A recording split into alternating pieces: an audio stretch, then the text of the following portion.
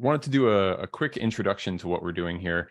Blueprint Podcast is a podcast I've been doing for a couple years now, and this is a very special season where we're going through and walking through a book, which is a new technique for a podcast that I have not embarked on before. But the authors were generous enough to dedicate at least, I don't know, I would say 13 hours of their time to doing this whole podcast with me and walking through the entire book. So really, really thankful for that. The first 3 seasons, if you haven't heard them, basically me just interviewing a bunch of people that are really changing the game and making, the world easier for cyber defenders. And so, I was a person that got into this job a lot from just listening to podcasts and picking things up. Once I got to the point where I had a platform where I could create another one for myself and then share that with others, I wanted to do that as well. So definitely excited about this and really excited to get this season out, which we are now in the middle of as well. Kat, sounds like you can hear us now. I think we're all good. All good. Fantastic. All good. You can hear me, right? Yep, definitely. All right, so we can kick it off. So welcome, everyone. A live Blueprint podcast. Always excited to do these kinds of things.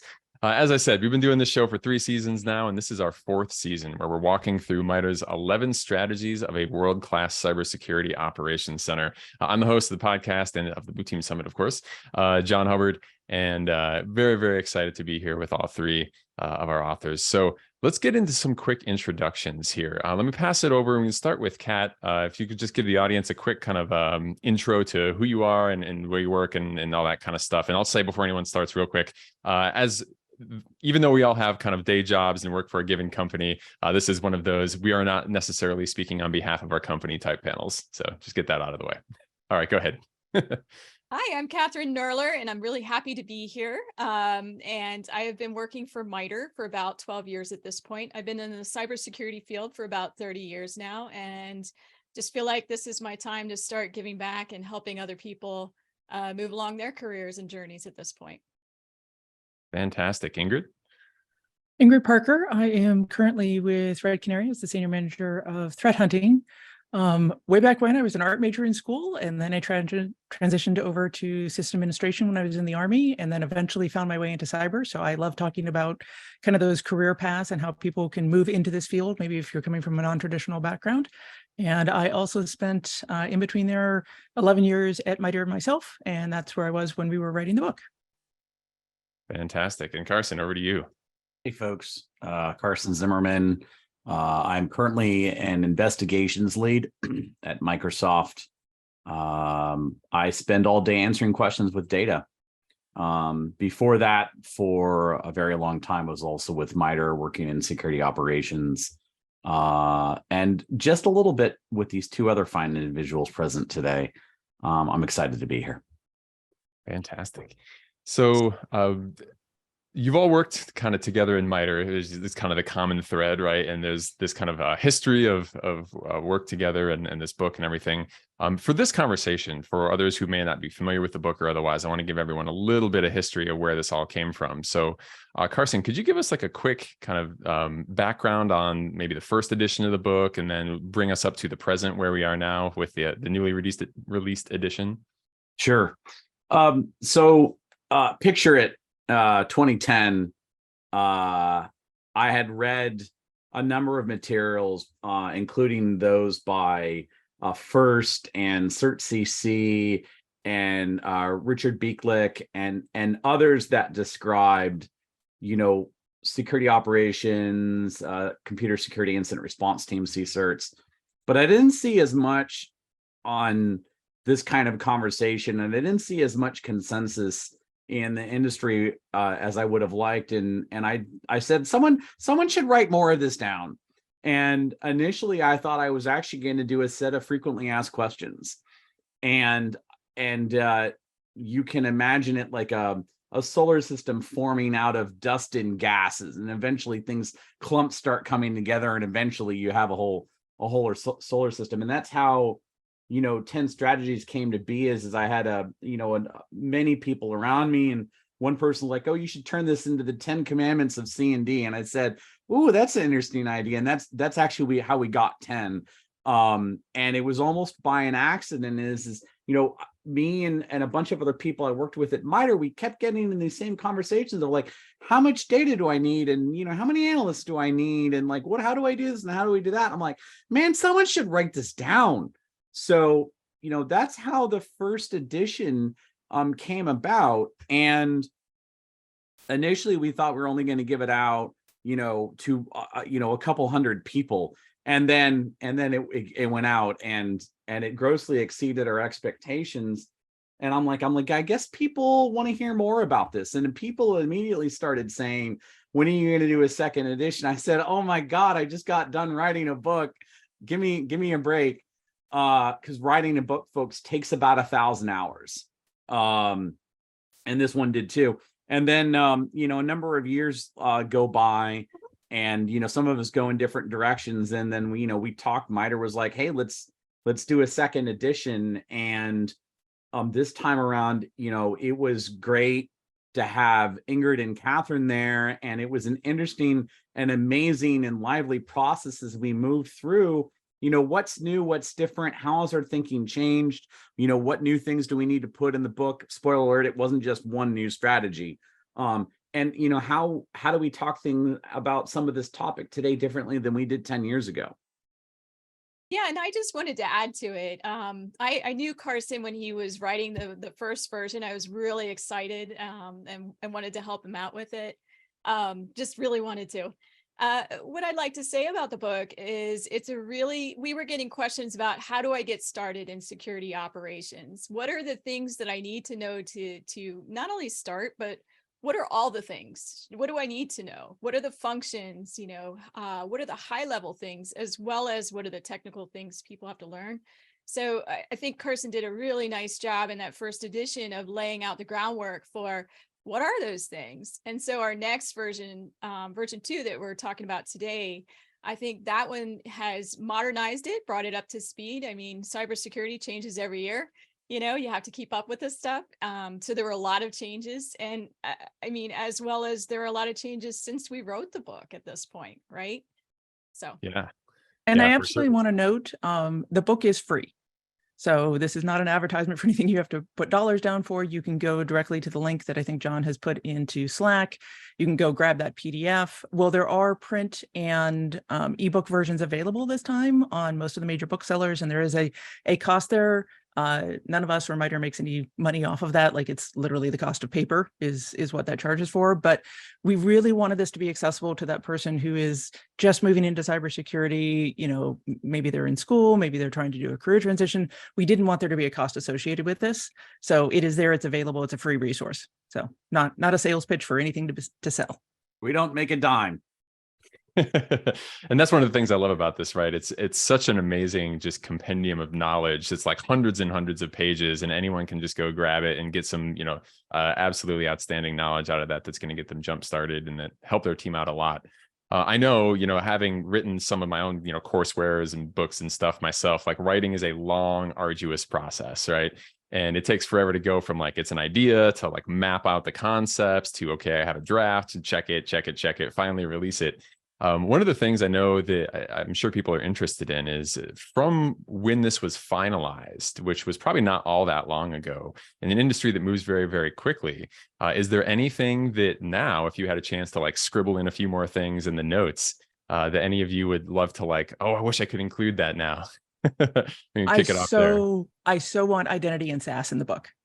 Like, that is just, even as we were finishing it up, because it was put out March of last year, that was something that really was on people's horizons and that was becoming really important. But it's, to me, it's one of the most glaring things that isn't in the book that I wish was there. And should we ever get motivated to do a third edition, assuming that we have not moved on even past that, would be something I would want to see. What part of and just to build on that just a little bit, what Ingrid is saying, the identities, that association of identities with resources and data has become really, really hot, including with security operations. So being able to change how you do your security monitoring, where you focus your identity stuff. And then Carson, I didn't know if you had anything beyond that, because I was going to ask about that, but I didn't want to lose the ideas of what we might add to the book. I mean, finishing the book was kind of challenging because we all had more to say, and we could have been there for probably another 452 pages. And it was sort of, and Ingrid was like, we just need to finish, right? Finish.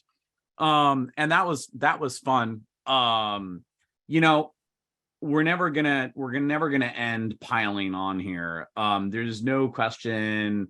Identity and cloud are two big growth areas right now.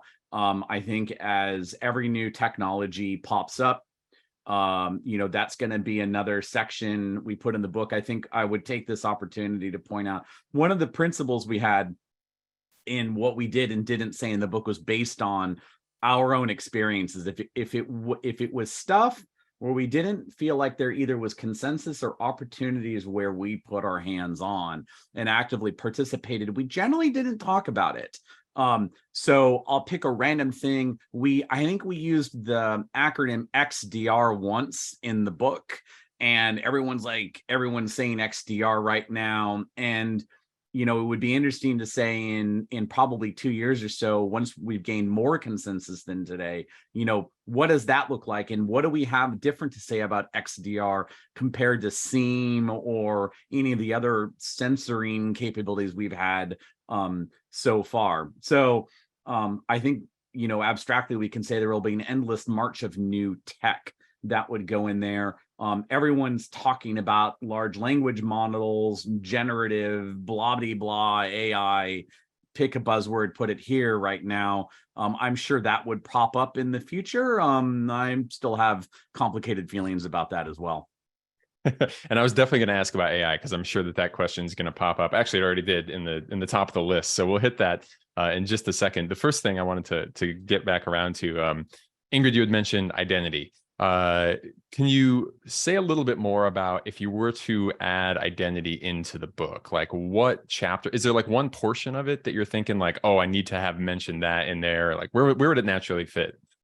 I think if we weren't going to rearrange or move on to 12 strategies, we'd probably think about it from the data source perspective.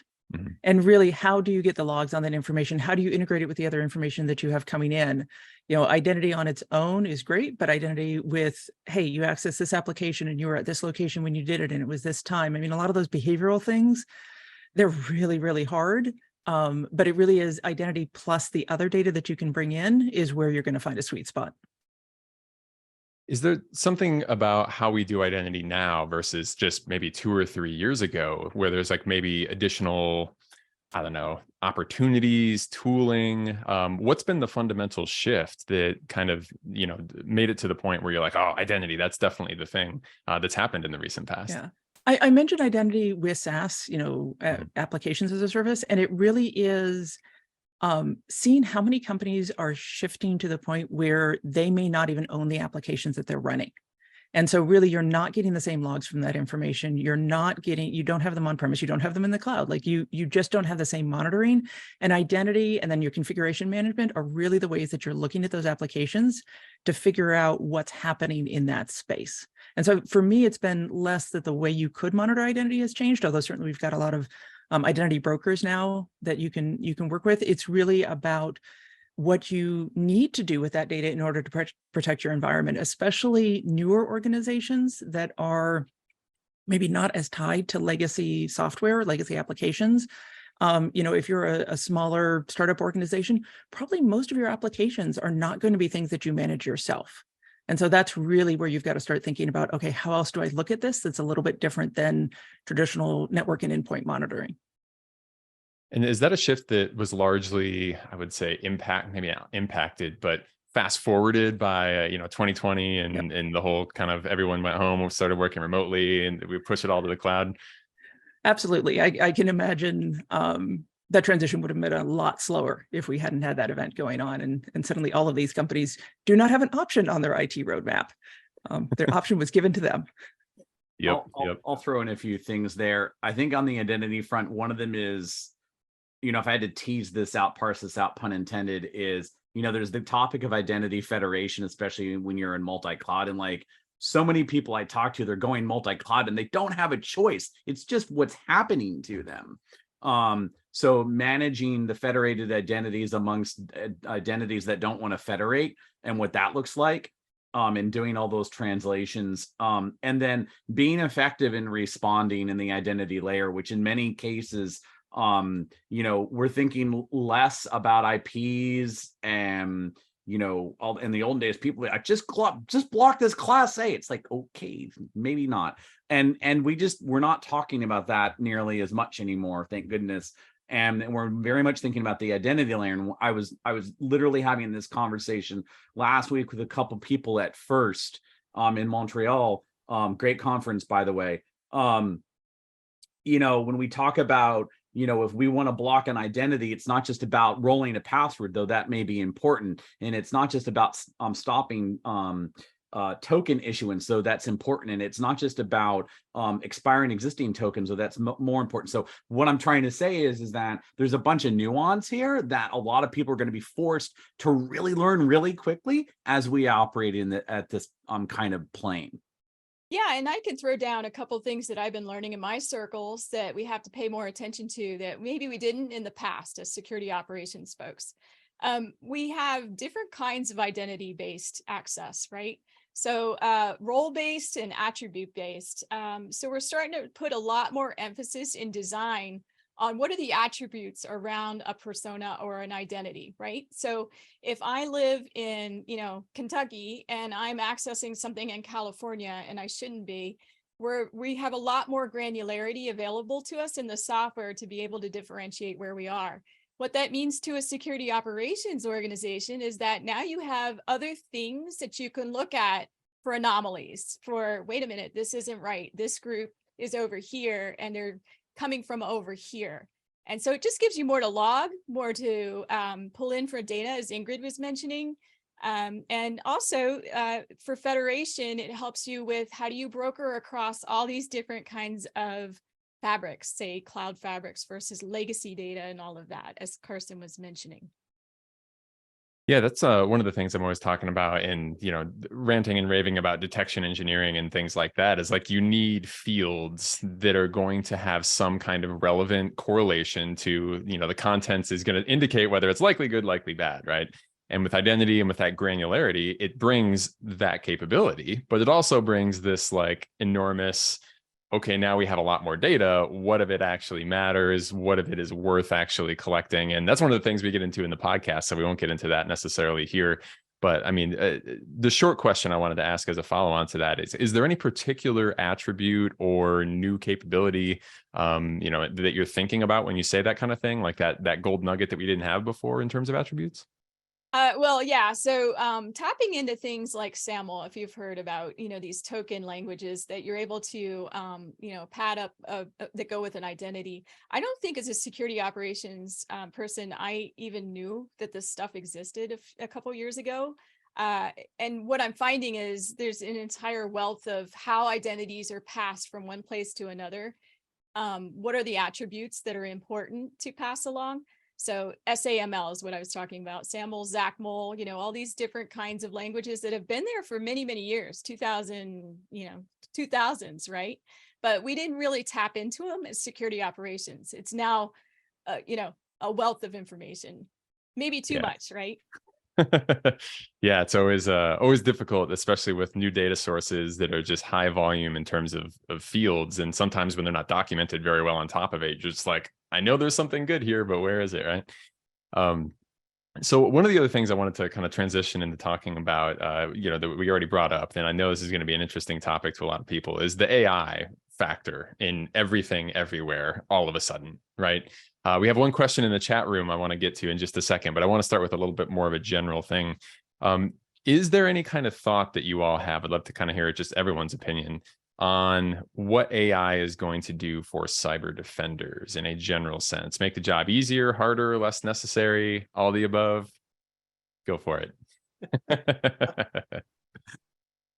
All right, I'll start.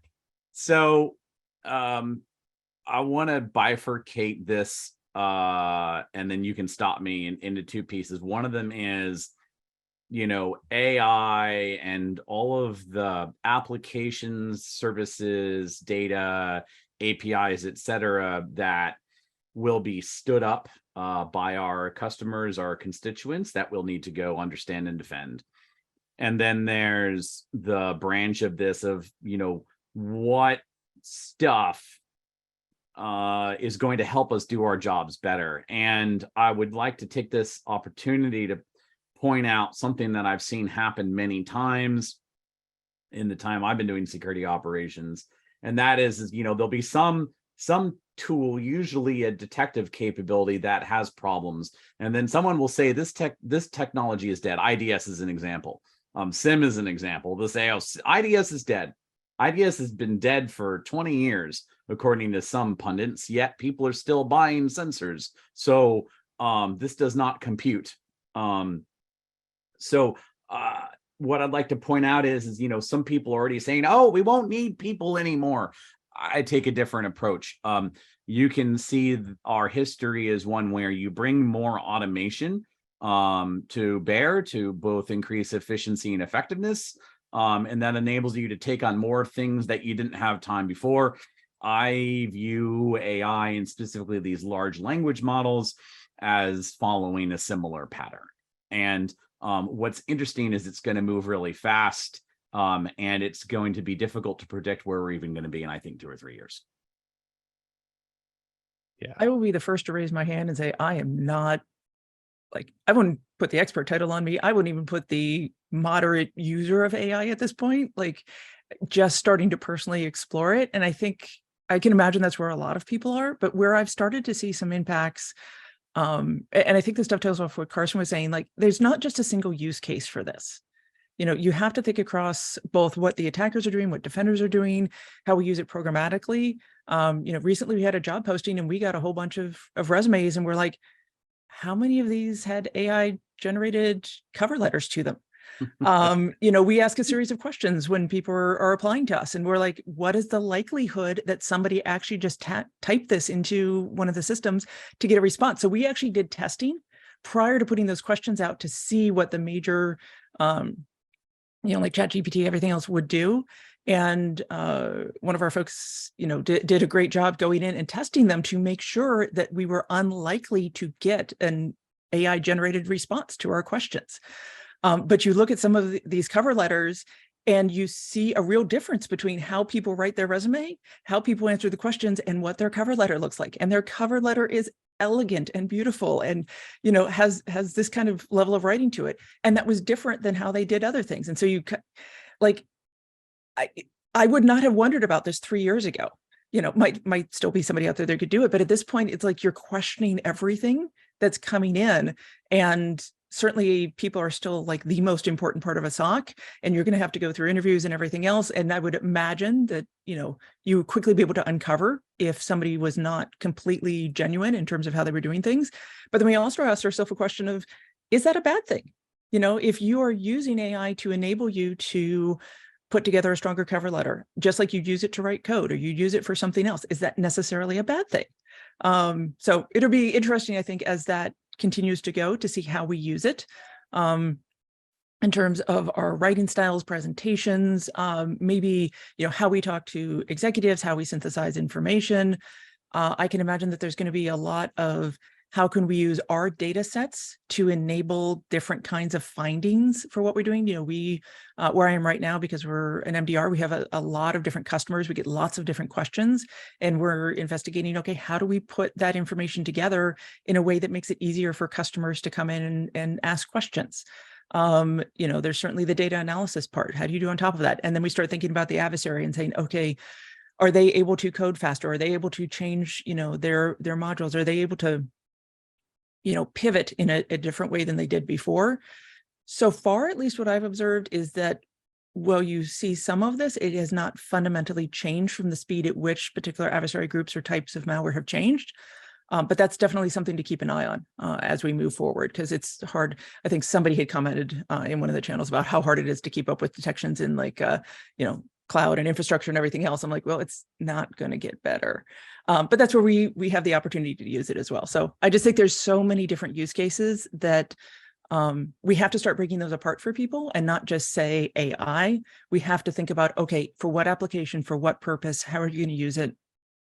And how are you going to evolve it with what you're trying to do in a way that your team can actually use it, rather than it just being this mythical thing that's going to stand over here.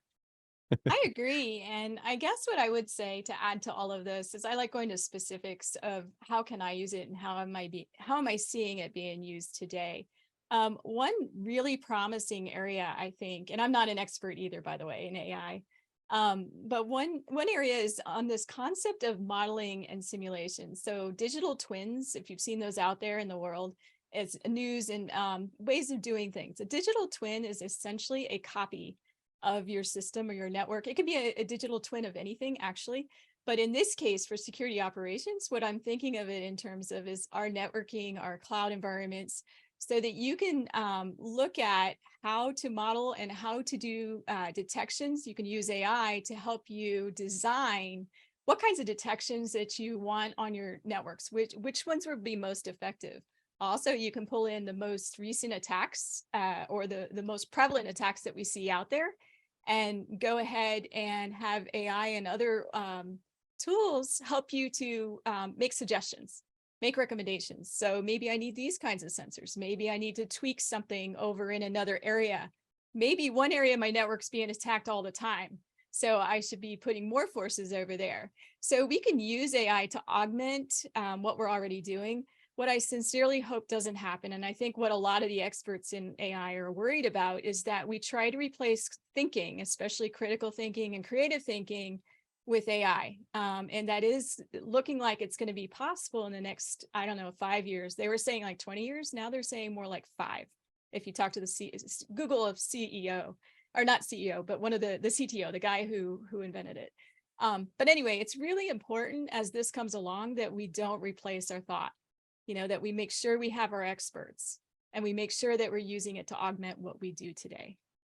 Yeah. Yeah. That's, I agree with everything you all said. And the way I kind of think about it is we're standing like on this precipice of like, it's almost as if someone was like, here's the internet. Now, what are you going to do with it? It's like, I have no idea. Like, this was so fundamentally different from the way things existed and were before that like, it's hard to even see the opportunities there. Right. But we have seen a lot of demonstrations of specific use cases. Right. So I think breaking it down into specific conversations is definitely the way to go about it. I know a lot of my friends, working for companies, they're implementing different AI like policies about what can and cannot be used for and when it can be used and all that. We've all probably heard of that example of, I think it was Samsung, where I think it was engineers had put something into it and they're like, oh crap, did we just, feed company proprietary data into the AI model?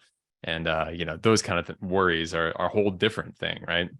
But we have seen some very interesting and compelling kind of defensive use cases. And from my, usage of it, which is really just me buying access to GPT plus and, using for a little bit, the two most useful activities I've found is kind of generating ideas, that like creative, just divergent thinking, coming up with a list of options. It's great at that. And then also the more specific tasks of like, here's some code, deobfuscate it for me.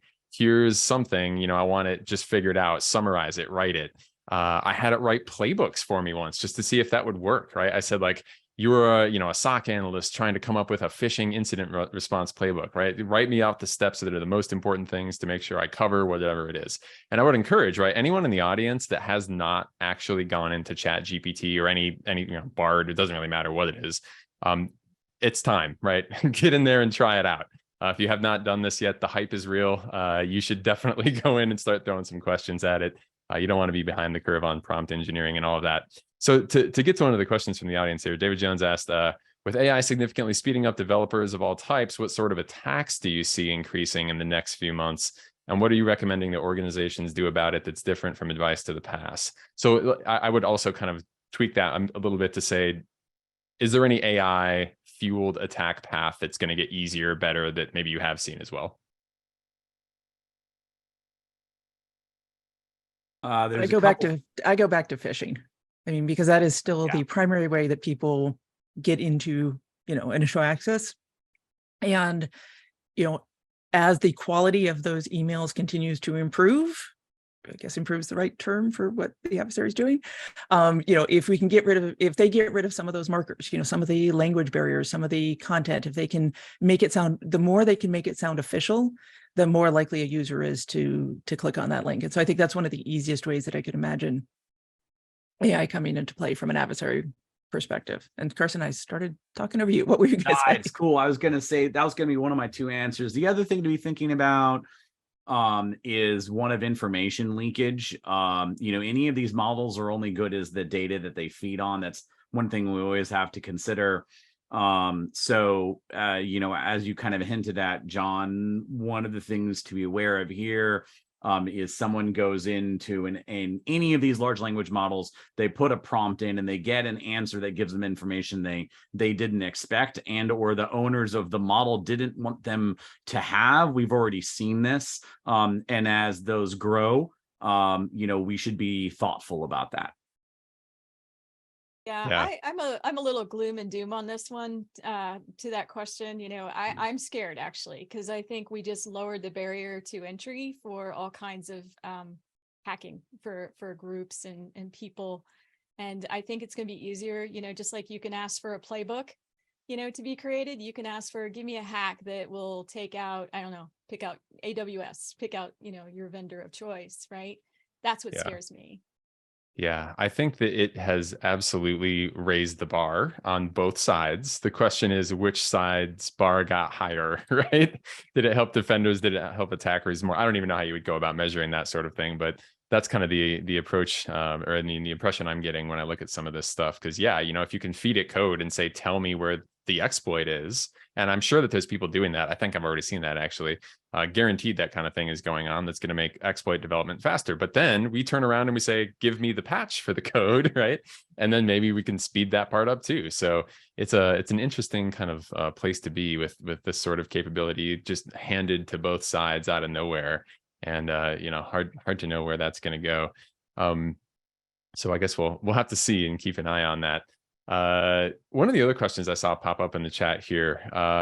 So Renee asks, how can we effectively keep up with detection in the cloud as an IaaS platform as a service? We have a hard time to keep our detection relevant in a constantly changing environment such as AWS. Any thoughts on detection engineering and keeping it up to date as much as possible? I'll take a first shot at this. This point, Renee, inspired a SANS talk I gave a year or two ago. And one of the major tenets of my talk was if a detection or brand of detections that you want are commoditized, don't ride them, buy them or download them. If they're, be it commercial or open source respectively.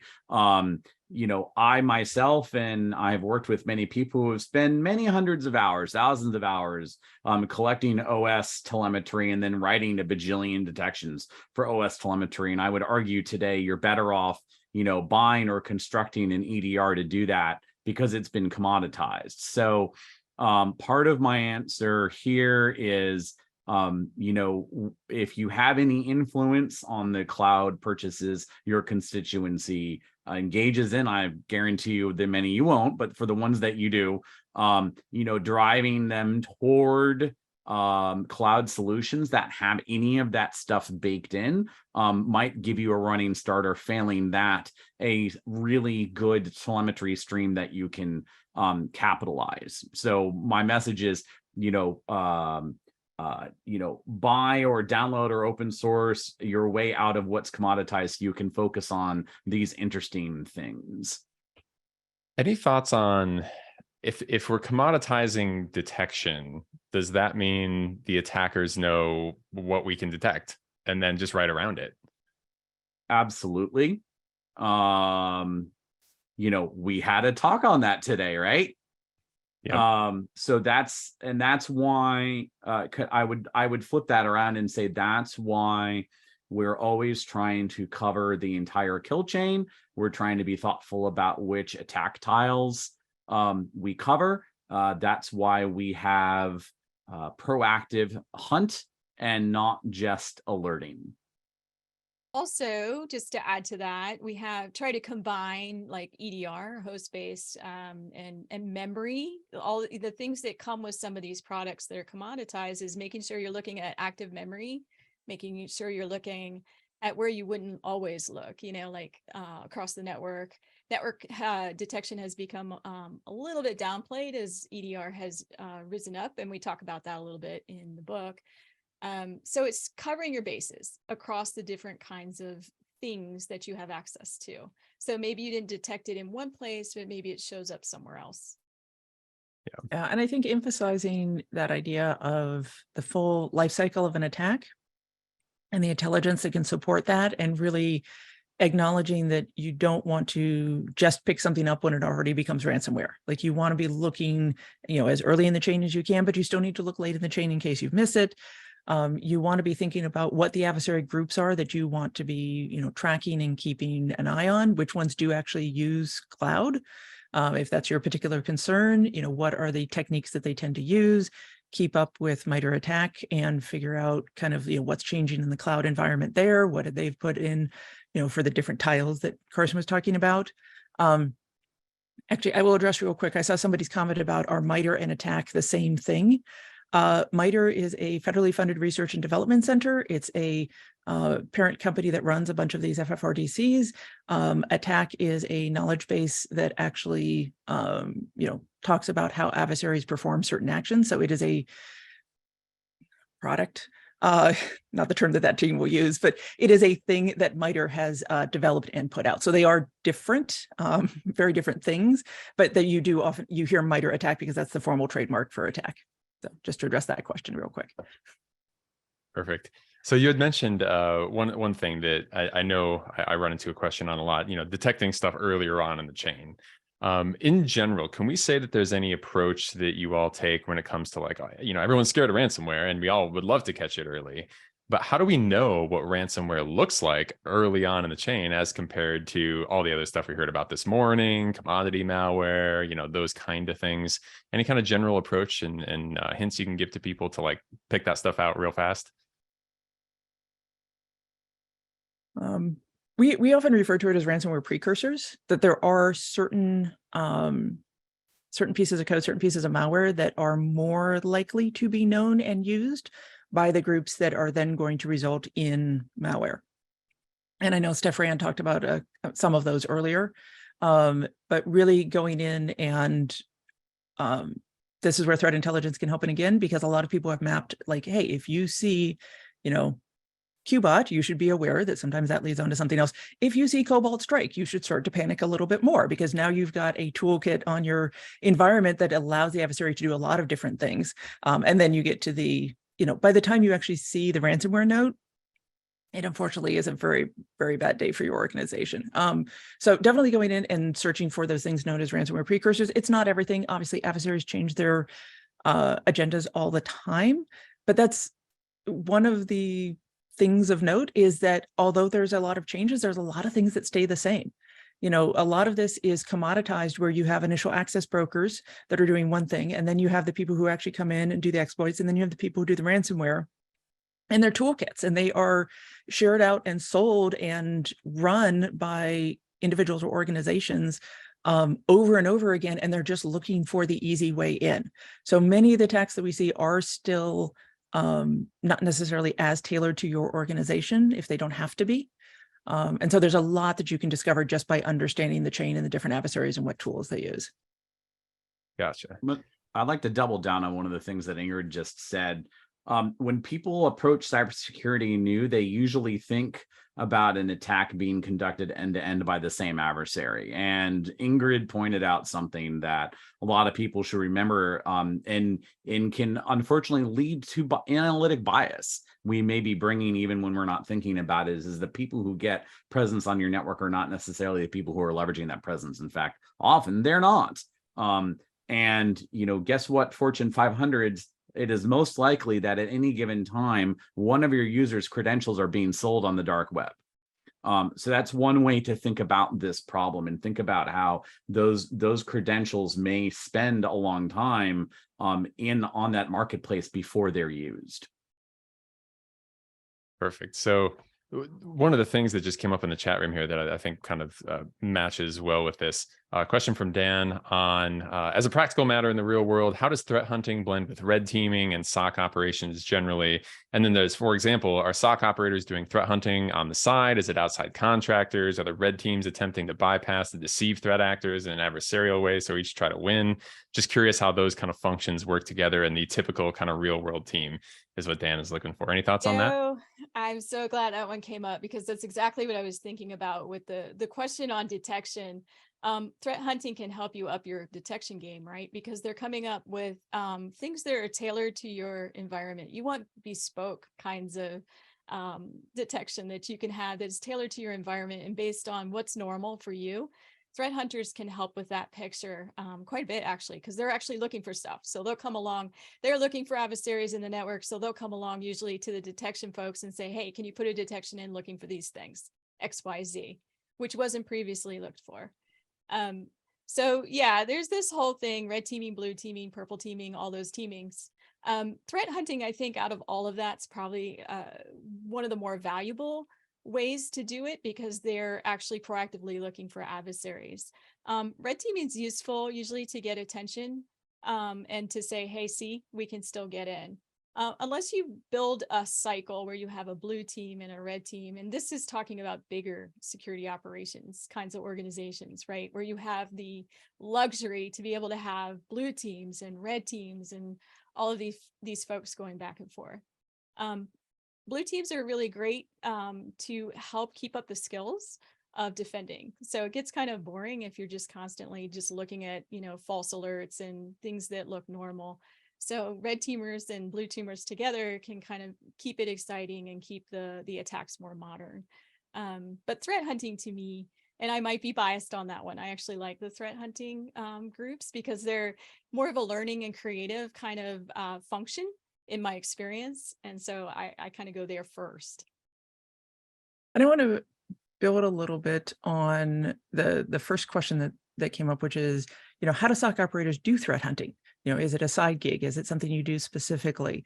A lot of that depends on the size of your team and how many alerts are you getting and how's it tuned and what do you need to be looking for? And, if you have a lot of really great detections already in place and they're really well tuned, then your team might have the time to go do hunting as something separate.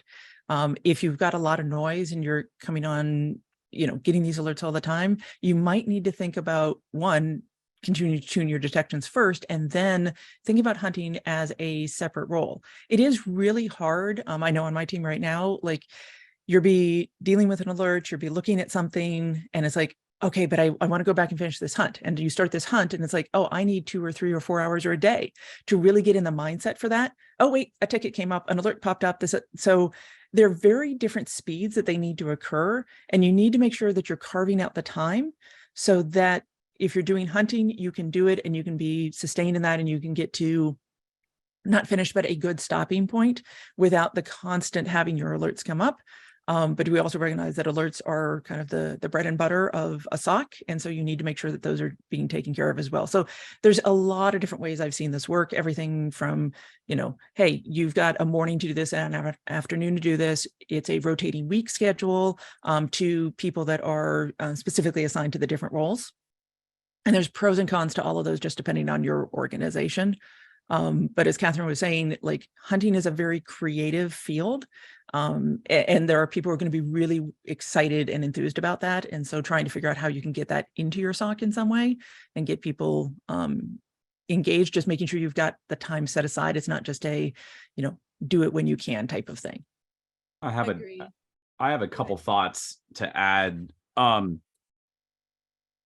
of the things I like seeing in the SOC is where they can get their investigators, their responders, their analysts into an on-call rotation that enables them to have time where they're very deliberately not getting new cases and not looking at the queue. To Ingrid's point, one of the things I would point out when we think about red teams getting to part of this question, people come to this with their own thoughts about red teams. When some people say red team, some people think a team shows up, hired externally, they do their test for 2 weeks, and then they leave. And it's not interactive at all. And then there are people who think about red teams in terms of they're there to make blue better. They don't have as nearly as strong a timeline. They have a focus area, and it smells a whole lot more like mess around and find out.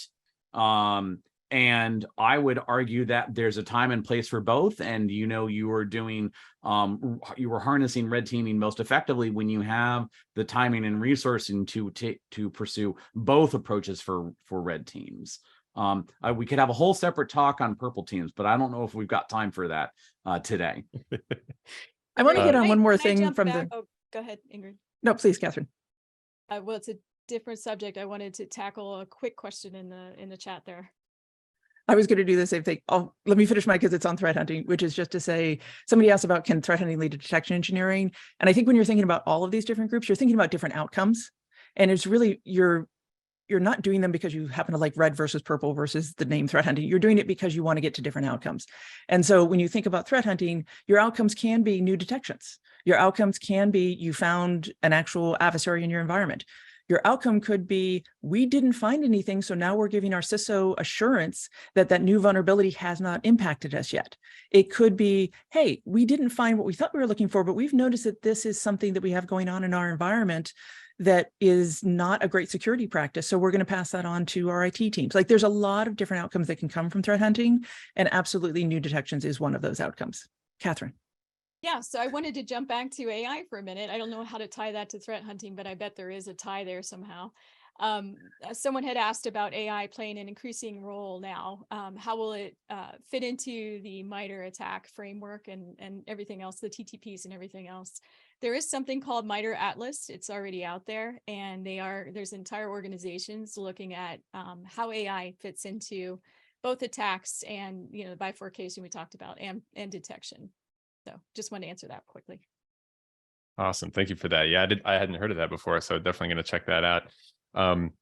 Yeah, I agree 100% with all that stuff. The other thing I wanted to add immediately to that as well is when you find things other than adversaries, when you're threat hunting, also write those things down, right? Your metrics should be not only what did I find or not find, but how many things did I fix? How many vulnerabilities did I find? How many acceptable use policy, violations would I run into? There's a whole bunch of stuff, and all of that is valuable. So that would be kind of my tip on that, is no matter what the value was, whether it's attackers or whether it's something else, right? Write that stuff down and use that as justification to continue your threat hunting activity.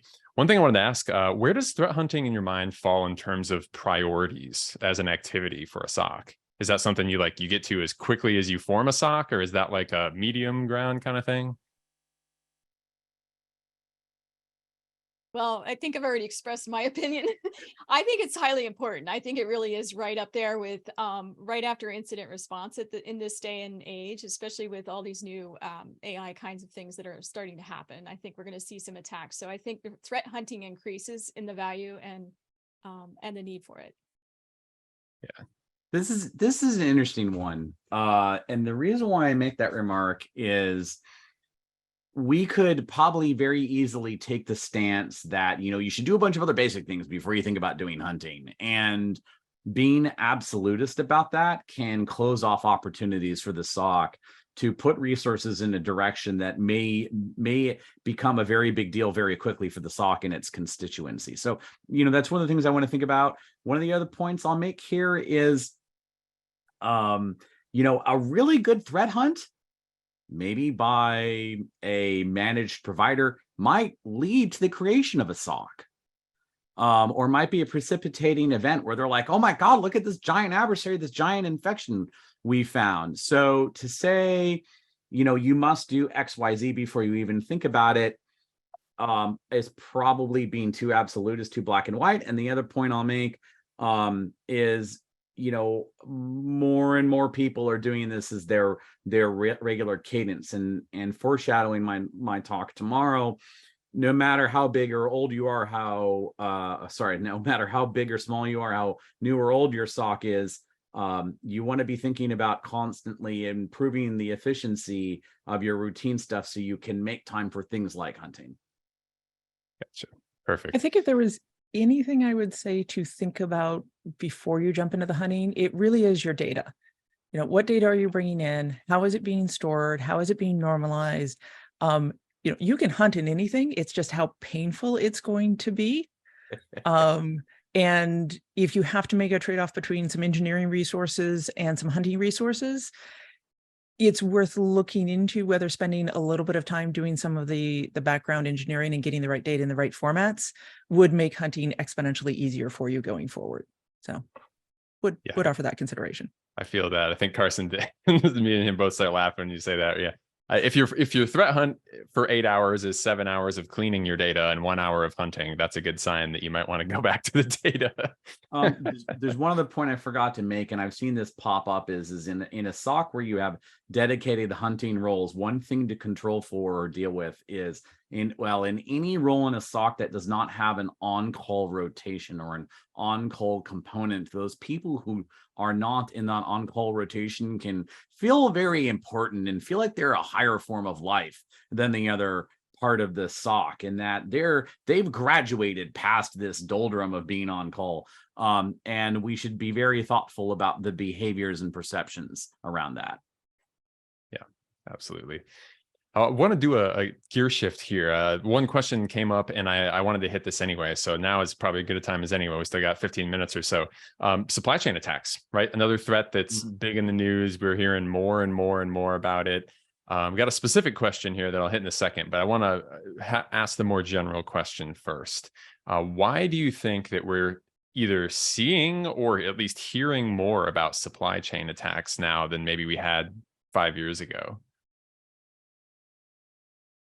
So I'll answer generally to start with. Supply chain is such a giant topic. I mean, it's hard to know even where to start. I mean, we've been talking, there are millions, billions of lines of code etched into these little chips that are in our computers already. So, that's one aspect of supply chain. Software and where we get it, it's often created all over the world by different people, paid or not paid. So it's a super, super difficult question to get around. And I always have to go back to what are the goals of what you're trying to do? Because I've been asked a lot, like, how do we do detections for supply chain?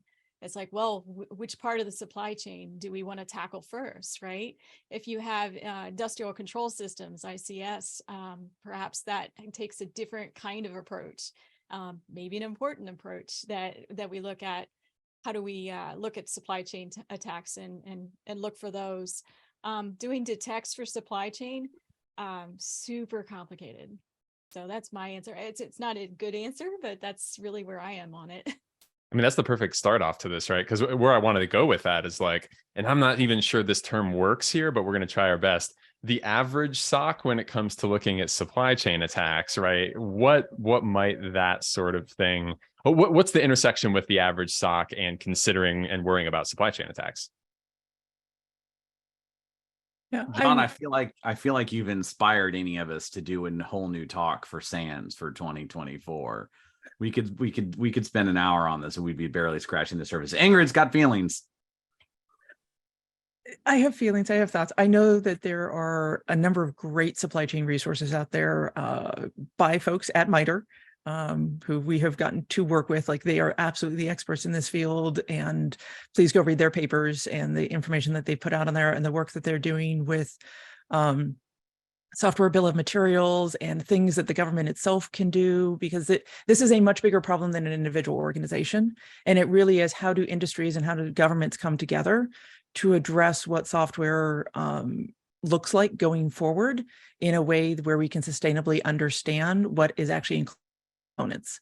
And then tying that back to what do the individual SOCs do, one of the biggest things I would recommend is just making sure that you actually have your software inventory and you know what's running in your environment. You may not know all the components that are in it, but even for the average SOC, understanding the software that's running in their environment is huge.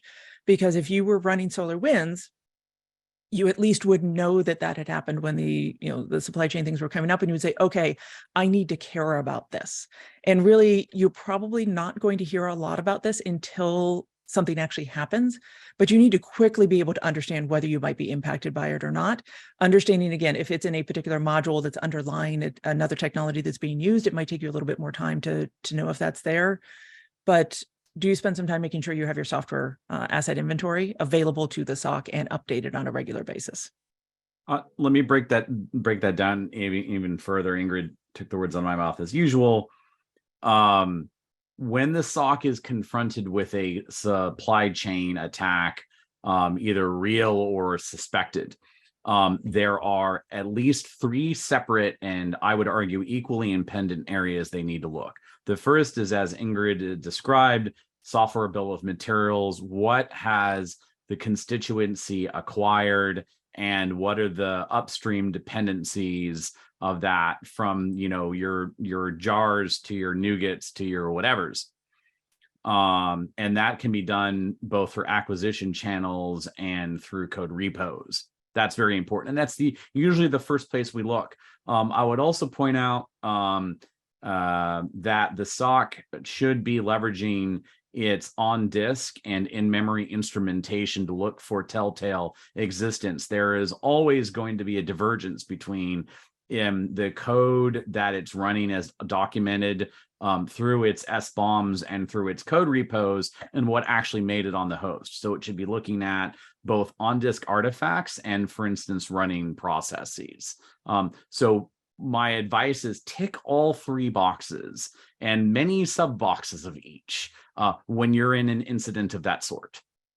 Right. And so the MITRE work is called the System of Trust work, and it's freely available and open. And what we advise people when you're getting started, and this really applies for a security operations organization, is you have to know what's the most important thing to you.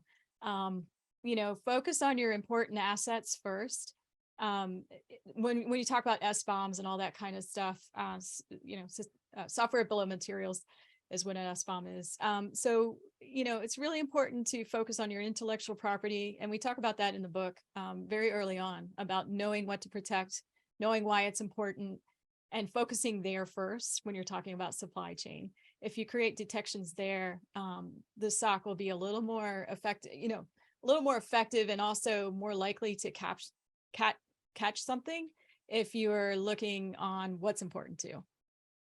Yeah. And supply chain can be really scary, oh, this is happening outside my environment, and it shows up and it gets put in place. But the fact is, once they are in your environment, they have to do a lot of the same things that you would do during other types of attacks. They need to move laterally. They need to exfil information. They need to call back to a command and control server, all things that SOCs already know how to look for.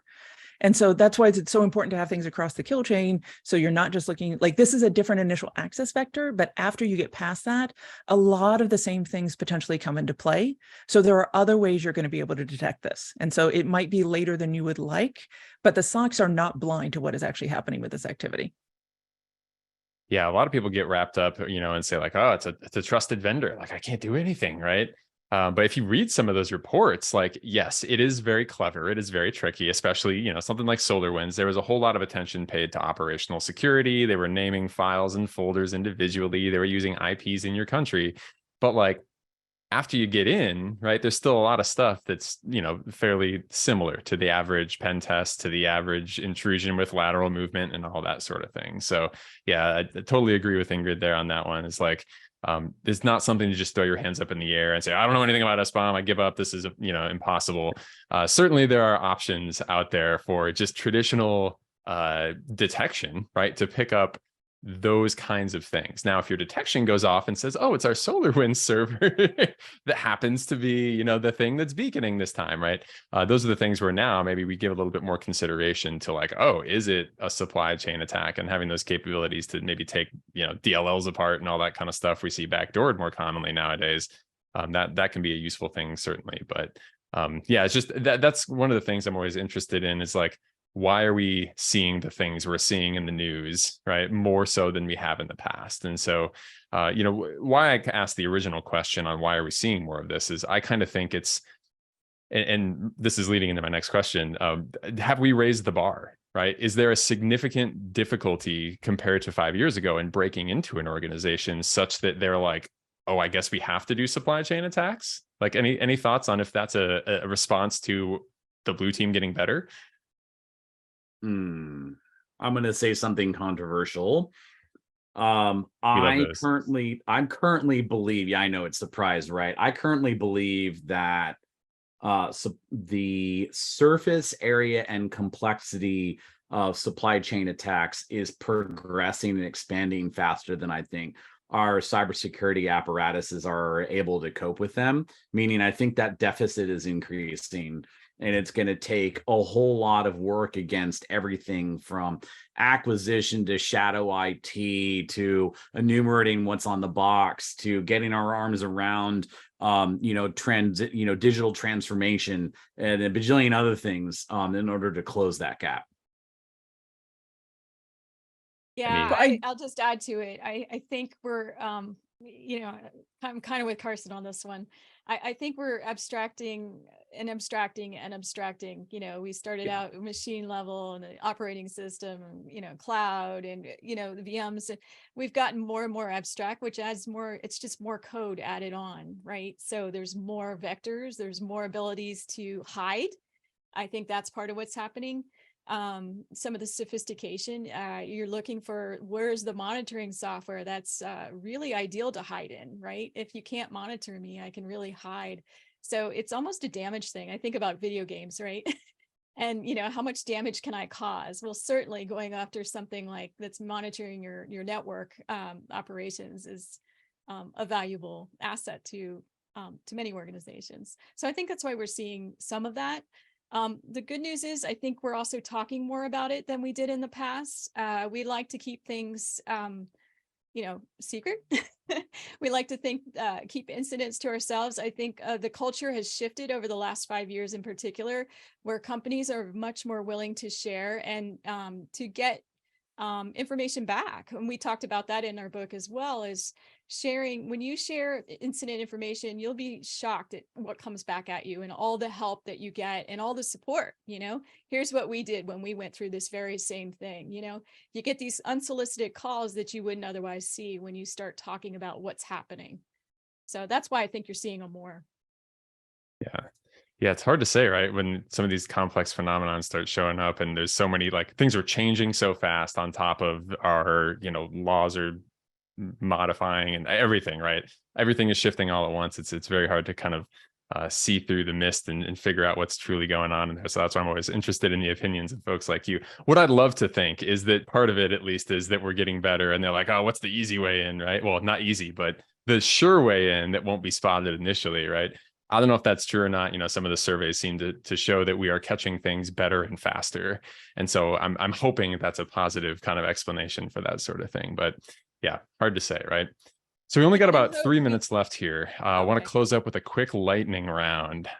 Just overall outlook for cyber defense. Do you think we're going in a positive direction, kind of keeping pace, or do you think things are going to get harder for us, let's say in a 5-year window or something like that? Carson, let's go with you first. It's tough to answer that. I think we all get paid to worry every day.